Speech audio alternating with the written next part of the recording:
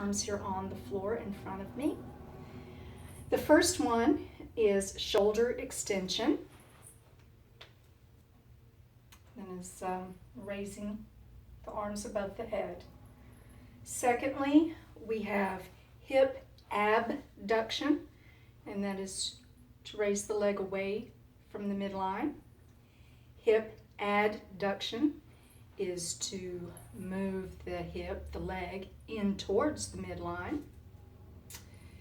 Hip circumduction, to rotate the leg and be rotating the ball and socket in the hip. External rotation of the hips. You will stand with your feet turned out in a dancer's pose. Internal rotation of the hips. You would stand turning your feet inward in a pigeon toe position, and that will internally rotate the hip in the socket. Hip flexion. Raise the leg in front of the body. Hip extension. Raise the leg behind the body. Scapula retraction. Move the shoulders backward. Scapula protraction. Move the shoulders forward. Forearm supination.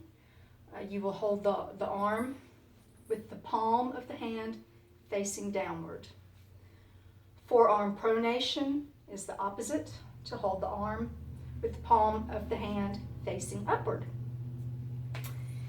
Ankle dorsiflexion. That is to point the toes, move the foot so that the toes are pointing upward. Ankle plantar flexion is the opposite. Point the toe downward or plant the foot. Spinal flexion is bending forward. And spinal extension is to open up, bend backward, stretch the spine backward. Lateral spinal flexion is to bend over to the side in a side bend. Spinal rotation is to move the torso from side to side.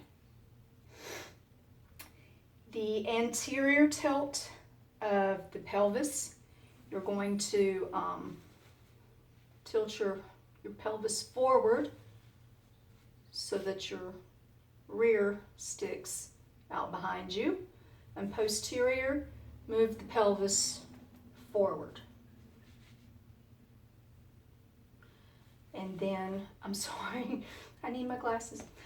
The foot inversion. Okay, that is to have the soles move the feet and the ankles so that the soles of the feet